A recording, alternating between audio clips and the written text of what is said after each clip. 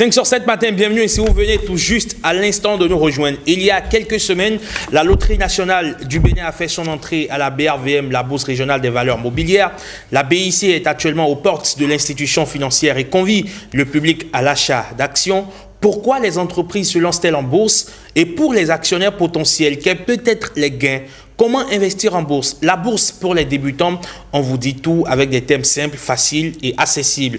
Et puis, vous le savez, le Bénin a levé $1 milliard sur les marchés internationaux. Cette opération fait suite à 3 jours de marketing du 8 au 10 janvier dernier, au cours desquels la délégation officielle du Bénin a eu l'occasion de renouer avec plus d'une soixantaine d'investisseurs internationaux.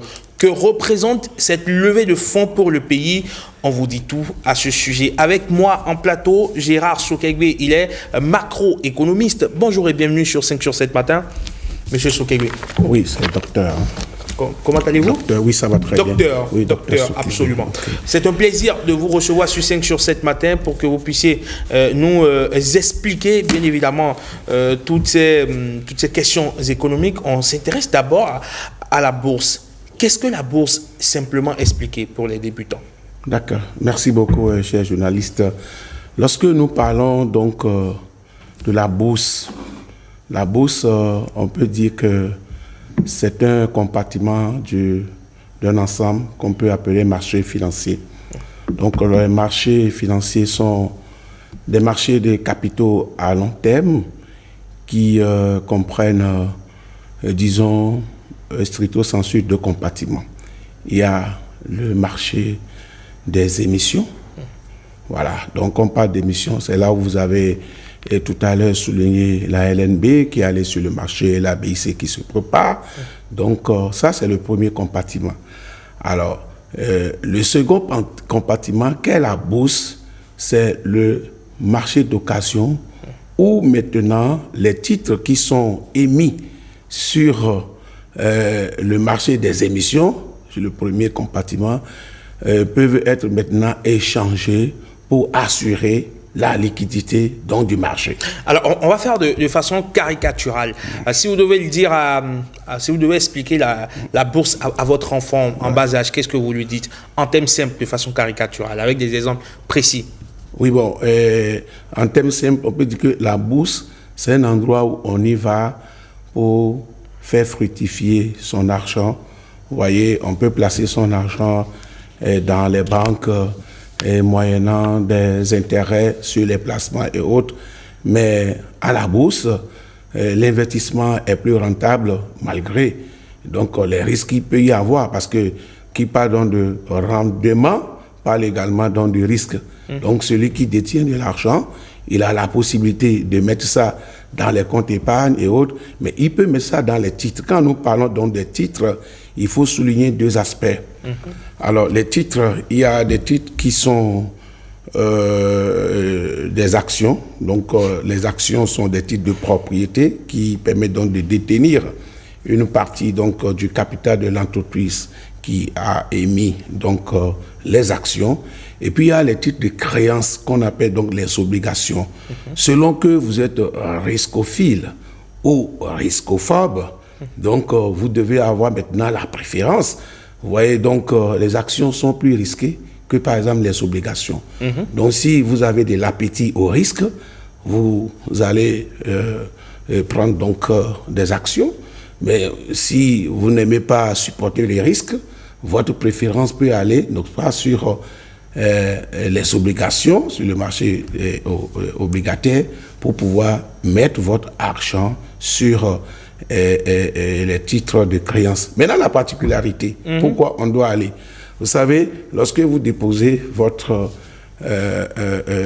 épargne dans un compte, peut-être à la banque, vous avez un retour peut-être de 3,5 ou 4%, n'est-ce pas? Lent. Voilà, lent. Mais si vous devez aller sur le marché financier, notamment la bourse, c'est que vous avez plus que ça. Vous avez forcément plus que ça. Sinon, il n'y a pas un intérêt à aller sur le marché, donc à la bourse. Est-ce que vous voyez? Donc, forcément, quand vous mettez ça dans un titre obligataire, vous avez peut-être au-delà de 6 ou jusqu'à 7%. Et quand vous mettez ça dans les actions qu'on appelle les titres de propriété. Vous avez une partie, vous détenez, d'accord, l'entreprise dans la proportion des parts que vous avez, et vous avez l'espérance, quand le résultat est bénéficiaire, de pouvoir toucher aux dividendes. Donc, les actions donnent droit à des dividendes, les obligations ou les titres de créance donnent droit à des revenus fixes qu'on appelle, n'est-ce pas, les intérêts. D'accord. Est-ce que tout le monde peut investir en bourse, ou il y a des profils particuliers pour le faire? Oui, et tout le monde peut investir, mais tout le monde ne peut pas aller. Parce qu'il y a les acteurs du marché, qui sont les professionnels et les initiés, voilà.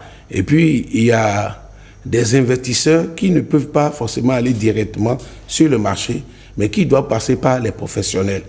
Donc, comme acteurs, par exemple, vous avez les sociétés de gestion et d'intermédiation, vous avez Actibus, et puis d'autres sur la place. Quand vous voulez investir, vous devez passer par ces sociétés pour pouvoir faire vos placements.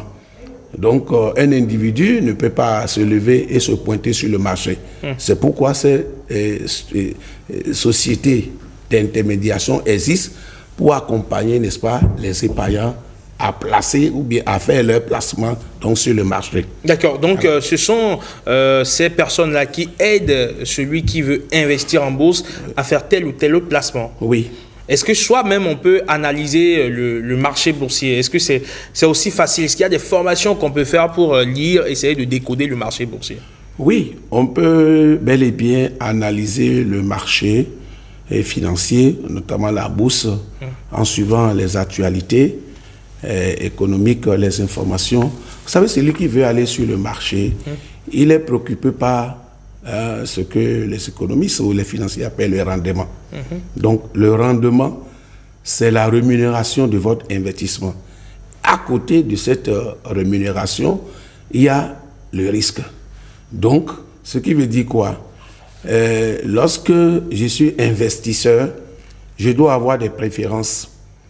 Et c'est par rapport à ces préférences que la société d'intermédiation, le professionnel, qui sait quand on peut avoir tel ou tel produit sur le marché et qui doit m'accompagner, va, n'est-ce pas, me donner les informations pour dire quand on prend telle société, quand on prend telle entreprise, voilà les disponibilités. Mais moi, en tant qu'investisseur, puisque c'est moi qui investis, mais j'ai besoin d'un accompagnement, je dois suivre l'actualité et voir comment le marché est. Vous savez, le marché ne se porte pas de la même façon à tout moment.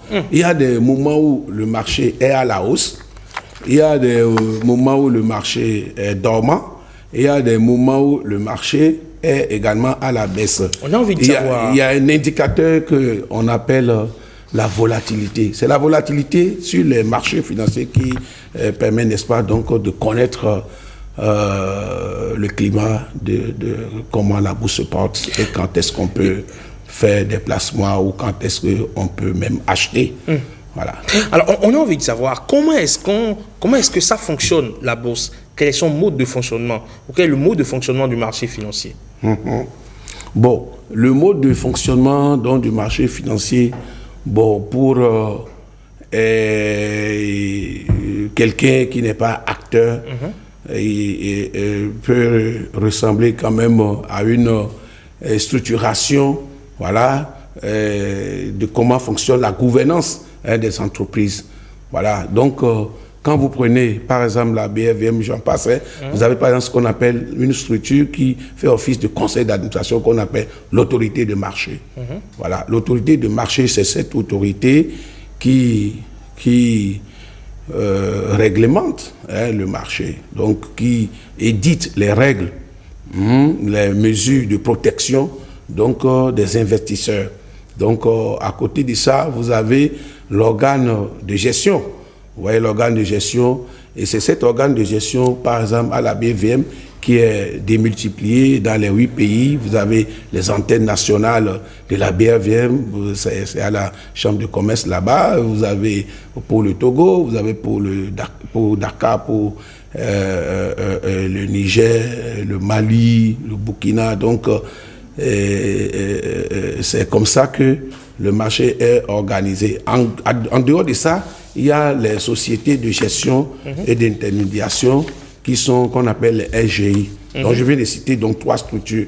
Et maintenant, à côté de ça, il y a ceux-là qu'on appelle les investisseurs institutionnels. Voilà, les investisseurs institutionnels, ce sont les structures qui ont assez de moyens et qui peuvent balancer le marché au gré donc de leur investissement, investisseurs institutionnels. Vous avez les sociétés, les compagnies d'assurance, donc des structures qui reçoivent des dépôts de leurs clients, mais quand les sinistres ne surviennent pas, les fonds sont là. Ce sont ces sociétés-là qu'on appelle les investisseurs institutionnels. Mais à côté des investisseurs institutionnels, il y a les gens ordinaires, comme vous et moi, qui pourront, n'est-ce pas, placer également leurs fonds en achetant des titres.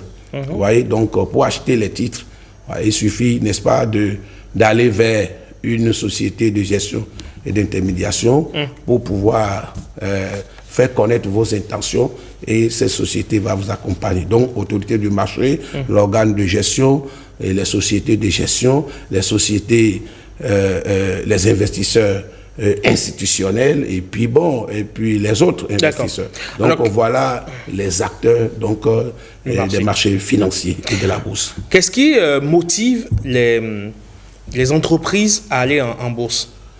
Bon, ce qui motive les entreprises à aller en bourse, on ne va pas chercher ça très loin, c'est juste à côté de nous. Alors, une entreprise a besoin de se développer comme un pays. Voilà. Donc, nous sommes dans un monde de rareté de ressources. Alors, lorsqu'on parle de rareté de ressources, il faut comprendre par là que les structures ou celui qui veut aller en bourse, c'est parce qu'il est en pénurie de moyens. Il est en pénurie donc de ressources. Et aller à la bourse, ça peut prendre 2 formes. Si l'entreprise ouvre son capital au public, cela veut dire que les conditions pour pouvoir se positionner sur ce marché, elle les a remplies, l'entreprise en question, ou l'entreprise peut, sans être cotée sur le marché des actions, s'endetter à partir du marché. Vous voyez, donc, et là, elle va émettre, n'est-ce pas, un emprunt obligataire. Mais lorsqu'il s'agit, par exemple, de s'ouvrir, d'ouvrir son capital, comme par exemple la LNB, la BIC bon, pas encore la BIC est sur le point d'entrée sur le marché. La BOA? La BOA, c'était la BOA que je viens. Voilà. Mais le capital est diffusé dans le public. Donc, personne ne peut se lever pour dire maintenant, en dehors peut-être des gros actionnaires qui peut-être ont gardé plus de 50% pour que la banque soit toujours leur propriété à cette proportion-là. Tout le reste, donc, des actions est dans le public. Donc, au lieu que, par exemple, si c'était eux, on peut faire appel au capital. On va dire, on va libérer le deuxième cas ou bien le troisième cas. Quand le capital est dans le public, est sur le marché, c'est entièrement libéré. Donc, vous avez les ressources. Et une société qui est cotée à la bourse, ça a des privilèges. Oui, parce que vous devez conformer votre gestion au standard qu'il faut. C'est-à-dire, votre gouvernance doit être une gouvernance qui garantit la transparence, la responsabilité, la reddition des comptes. Vous voyez, les états financiers que vous devez élaborer pour montrer au public quand même que votre gestion elle est saine. Vous devez avoir quand même des organes de direction qui sont distincts des organes de contrôle. D'accord. Ce qui va permettre, par exemple, que les gens puissent aisément vous faire confiance. Voilà. Et pour quelqu'un qui veut investir en bourse, quelles sont les erreurs les plus courantes commises par les débutants? Les erreurs les plus courantes qu'un débutant peut connaître d'abord, c'est ne pas avoir sur soi quand même toute l'information. Parce que si vous n'avez pas l'information correcte, la bonne information, vous allez perdre énormément de temps. Vous comprenez? Parce que moi, en tant qu'individu, je ne peux pas aller sur le marché. Celui qui peut aller sur le marché, c'est le professionnel. Voyez, donc, les SGI sont au cœur. Voyez, donc, c'est elles qui savent comment ça fonctionne, quels sont les titres disponibles qu'on peut acheter.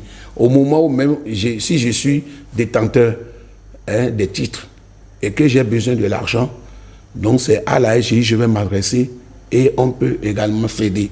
Au moment où je peux acheter, je peux aussi vendre. Est-ce que vous voyez? Donc, celui qui n'a pas cette information, il ne peut pas s'engager. Donc, c'est la connaissance qu'il faut de comment fonctionne le marché, comment on va sur le marché, qui est autorisé à aller sur le marché, qui fait quoi et quand et comment, qui peut permettre à quelqu'un qui est débutant de ne pas perdre le temps de savoir. Voilà, si BIC est déjà sur le marché et je veux en avoir des actions, il faut que je m'adresse donc à mon gestionnaire, voilà, au SGI. Donc, le BABA, c'est d'aller ouvrir son compte. On commence par là. D'aller ouvrir son compte de titre dans une société de gestion et d'intermédiation. D'accord. Bon, donc je ne vais pas nommer les SGI. Absolument. Parce que, bon, oui, elles se connaissent. Voilà. Donc, c'est d'abord ça. Et maintenant, il faut avoir clairement dans sa tête les préférences. Vous voyez, j'ai parlé par exemple d'un investisseur riscophile, d'un investisseur riscophobe. Voilà, donc si vous avez de l'appétit au risque, bon, ça ne vous dérange pas de mettre tout votre épargne ou bien ce que vous avez comme disponibilité dans les titres les plus risqués qu'on appelle les actions. Mais si, qu'il pleut ou qu'il neige, vous voulez avoir le retour fixe là, vous devez privilégier les obligations. Est-ce que vous voyez? Mais il y a un concept très important que nous devons souligner peut-être sur ce plateau, qu'on appelle la diversification. Vous voyez, on ne met jamais tous ses œufs dans un même panier. Donc, lorsque je suis investisseur, je dois savoir que si j'ai mis mon argent dans un seul titre et que cette société-là réalise une perte ou bien enregistrer peut-être une difficulté pour ne pas honorer, n'est-ce pas, le retour attendu, c'est que je suis perdant, n'est-ce pas? Mais comme je ne veux pas perdre et je dois mettre tout mon argent que je veux investir dans plusieurs titres. Alors, donc ça évite par exemple de supporter assez des risques spécifiques. Vous comprenez? Donc, sur le marché, il y a deux risques. Il y a le risque de marché et il y a le risque spécifique. Bon, pour ne pas subir les risques spécifiques et ne supporter que le risque de marché, je dois diversifier mon placement. Donc, en le diversifiant, j'élimine le risque spécifique, encore appelé le risque idiosyncratique. Là, on est en train d'aller vraiment dans des proportions assez élevées. Donc, Oui. Est-ce que vous voyez? Donc, plus le titre, le portefeuille est diversifié, moins je subis le risque spécifique et je vais juste supporter les risques de marché et mon rendement a la probabilité d'être élevé. Voilà. D'accord. Alors, comment suivre, ce sera pour finir, comment suivre sur ce sujet-là, comment suivre l'actualité boursière de manière efficace et quels sont les outils qui peuvent aider à mieux gérer son portefeuille? Bon, ce sont les sociétés de gestion et d'intermédiation, les SGI, qui peuvent détenir les informations clés sur, en tout cas, le portefeuille de l'investisseur.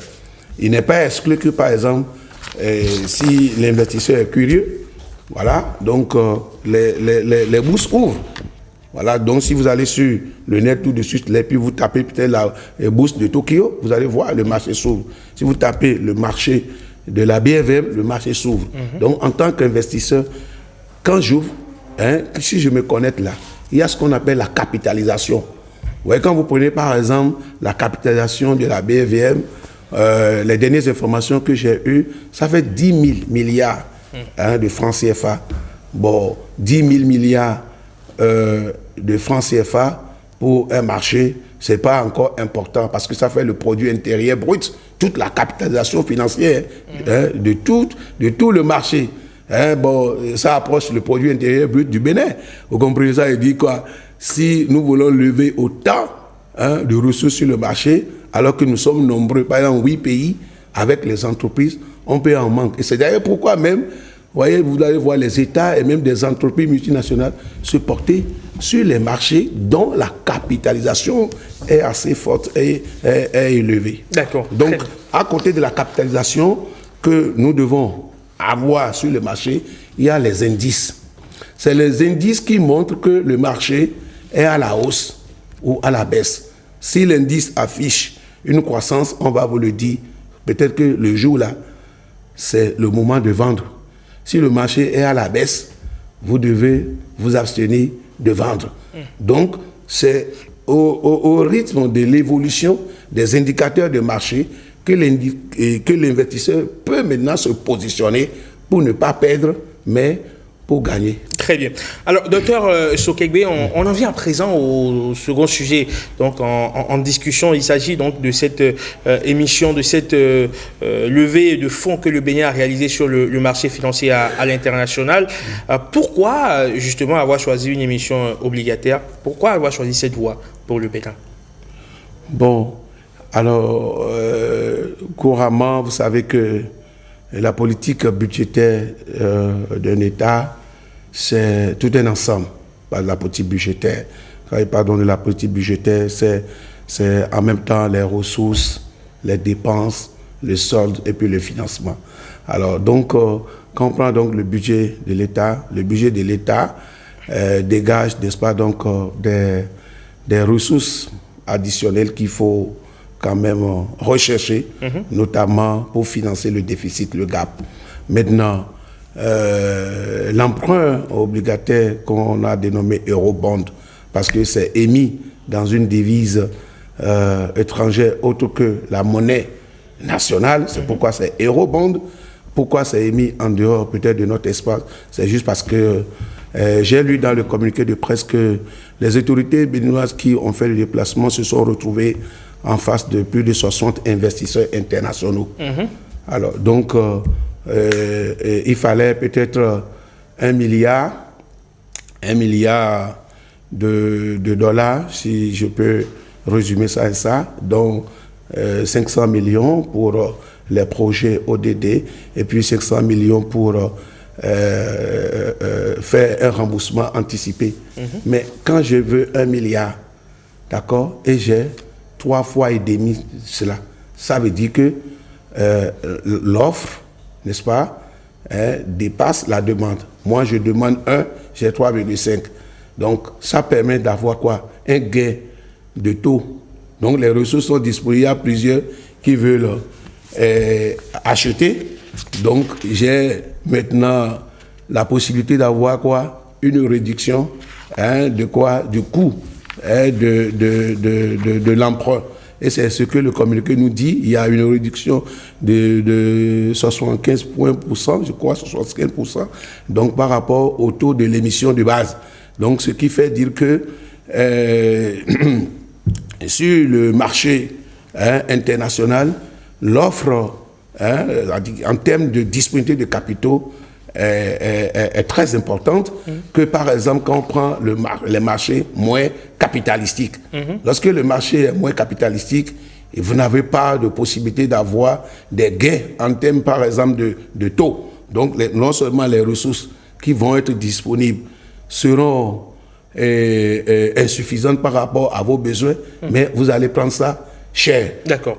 Et comment cette levée de fonds s'inscrit dans la stratégie donc, de développement du Bénin?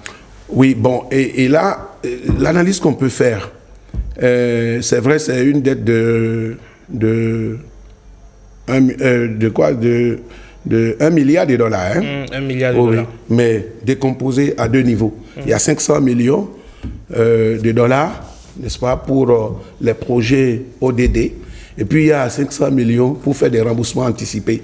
L'émission, par exemple, de 2024 d'Eurobond couvrait un horizon, je crois, de 11 ans à 12 ans, alors que l'horizon donc de 16 Eurobonds, c'est jusqu'à 16 ans. Donc, ce qui veut dire quoi? Lorsque je devais sur 11 ans ou sur 12 ans et que j'ai la possibilité d'avoir maintenant un emprunt sur 16 ans, qu'est-ce que je fais? Je prends ça et puis je fais un remboursement anticipé pour avoir maintenant un passif dont le coût est moindre et en même temps dans un horizon un peu lointain. Est-ce que vous voyez? Donc ça, c'est d'abord une avancée. Maintenant, la seconde avancée, c'est le fait que aujourd'hui, par rapport au délai, le délai de cette émission est encore plus important, jusqu'à 16 ans. Est-ce que vous voyez? Donc, ce qui nous fait dire que dans la stratégie d'endettement du Bénin, la stratégie d'endettement du Bénin retient qu'il nous faut absolument des dettes, c'est-à-dire des dettes quand même qui ne doivent pas hypothéquer le développement, l'avenir du pays. Alors, si à ce niveau de mobilisation, il y a des ratios, il y a des indicateurs de convergence, donc qui permettent de suivre le niveau d'endettement. Alors, par exemple, le Bénin, en 2024, le plafond en termes de produit intérieur brut, c'est 53,7%. Vous voyez, 53,7%. Et si on prend $1 milliard et on prend 500 millions pour rembourser et avoir un horizon plus loin, et c'est 500 millions donc de dollars qui constituent donc la dette additionnelle, si je peux le dire. Alors, ça nous amène où?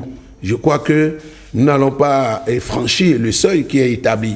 Donc, ce qui peut nous dire que la levée de ces fonds sur le marché international ne remet pas en cause la stratégie qui est, par exemple, de recourir à des prêts quand même qui sont abordables en termes de coût, en termes de durée, pour ne pas faire en sorte que le fardeau, voilà, le remboursement et ensuite les charges financières soient insupportables pour les finances publiques. D'accord. Alors, évidemment, quand on parle de levée de fonds d'$1 milliard sur le marché financier à l'international, forcément, le Béninois lambda se dit, bon, c'est bon, il y a de l'argent dans la caisse, on peut maintenant financer la clôture de l'école qui est tombée quelque part à Boukoumé, ou on peut redresser ma rue, on peut tout faire. Maurice Tantan, bonjour.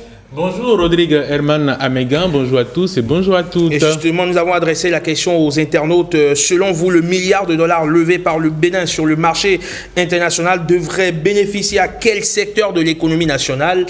Les internautes ont chacun leur volonté à faire manifester. Ils ont des attentes, il faut le dire, et c'est ce qu'ils nous ont fait savoir sur les différents canaux digitaux, enfin numériques de notre télévision nationale. Ils ont commenté cette question du jour en parlant de ce qu'on va considérer comme secteur prioritaire selon eux, qui devrait donc bénéficier de ce $1 milliard levé sur le marché international. On va rester sur Facebook essentiellement ce matin pour lire les avis de nos amis internautes, et je commence avec Yves Kodjo qui nous dit que la construction de logements sociaux au profit de fonctionnaires appelés à servir dans des zones assez difficiles ou déshéritées devrait être l'une des priorités à laquelle il faut consacrer donc ce montant. L'occupation des logements ne devrait pas aussi être gratuite, et qu'est-il un contrat à taux forfaitaire devrait être signé par l'agent occupant le logement. Boko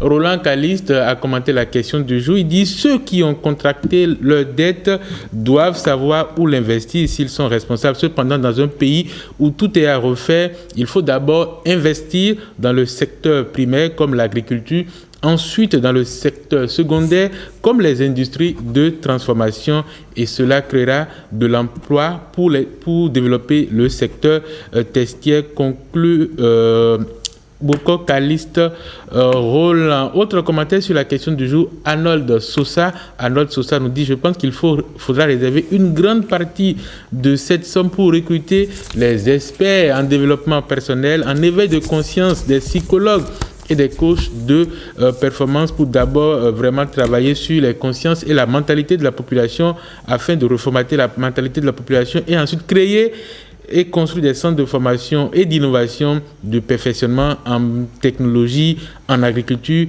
et en BTP. Il faut un cadre pour faciliter l'expression des talents des jeunes, puis envisager de transformer les collèges d'enseignement général et universités publiques en des centres comme Semen City, estime cet internaute. Encore 2 commentaires. Koumassa Maurice nous dit: le milliard de dollars levé par notre pays devrait bénéficier principalement à l'agriculture, l'élevage et la pêche, étant donné que nous sommes une économie dominée car le milliard levé doit être remboursé et cela devrait avoir des impacts positifs sur notre économie, sinon cette levée ne saurait profiter véritablement aux Béninois. Parfait Zimouedo nous écrit que je suggérerais qu'une partie de ce fonds soit allouée au développement du microcrédit afin de soutenir les petits commerces gérés par les femmes et de permettre l'équipement des ateliers des artisans. Cela stimulerait l'économie informelle, offrant des opportunités directes aux populations les plus vulnérables. L'autre partie pourrait être dédiée à l'agriculture, à la promotion de l'emploi des jeunes en renforçant des initiatives comme Azoli, le PSIE et en assurant la pérennisation du projet Bénin-Tassi, par exemple. Par ailleurs, écrit-il pour conclure, ces fonds pourraient également contribuer à améliorer l'accès aux soins de santé et à garantir la propriété de notre environnement. Voilà donc, mon cher Raymond, ce que nos amis internautes ont dit de la question du jour. Merci beaucoup, Maurice Tantan, pour tous ces avis relayés. Franchement, c'est un plaisir de vous recevoir à chaque fois sur 5 sur 7 matin. Docteur Sokegbe, vous avez suivi les internautes. Beaucoup sont revenus sur la question de l'agriculture, sur investir dans les industries et pourquoi pas dans d'autres programmes ou projets comme Azoli et les microcrédits aux femmes. Est-ce que le milliard peut servir à tout ça? Le milliard de dollars peut servir à tout ça? Oui. Bon, c'est tout à fait normal qu'un micro-trottoir puisse ramener tant de desiderata. Mais il faut dire que en appui à cette mobilisation, il y a déjà des projets qui sont retenus. Et je pense que ce sont ces projets qui impactent sur les objectifs de développement durable, qui touchent le mieux-être des populations dans tous les secteurs et les choix aussi donc, du PAG. Voilà, donc le gouvernement, je pense, avec ce que nous avons vu sur tout le parcours, ne peut pas prendre donc autant de montants, autant de sous pour pouvoir dilapider. Donc forcément, ce sont les projets à impact sur la croissance, sur le mieux-être et puis sur donc, le développement. L'agriculture, c'est la locomotive de notre économie et récemment avec le tourisme qui est en train de prendre et puis d'autres filières. Et je crois et je suis convaincu que beaucoup de centres d'excellence, à l'instar par exemple de Glodigbe et autres, donc seront démultipliés. Vous voyez, c'est beaucoup d'argent. Et le budget national aussi, y contribue énormément. Merci beaucoup à vous, docteur Gérard Sokegbe. Vous êtes macroéconomiste. Merci d'être passé sur 5 sur 7 matin, répondre à nos questions sur différents sujets. J'espère qu'un jour, j'aurai encore l'opportunité de revenir encore sur d'autres thématiques avec beaucoup de plaisir. De politique publique ou de politique économique. Avec beaucoup de plaisir, avec beaucoup de plaisir. On prévoit très bientôt un plateau sur la dette. On espère vous avoir ici pour avoir également votre avis, vos éclairages sur la question. D'accord. 5 sur 7 matin, allez à suivre sans transition le forum de discussion, le débat matinal avec mes francs parleurs de ce mercredi. On parle de toute autre chose, on parle de sport.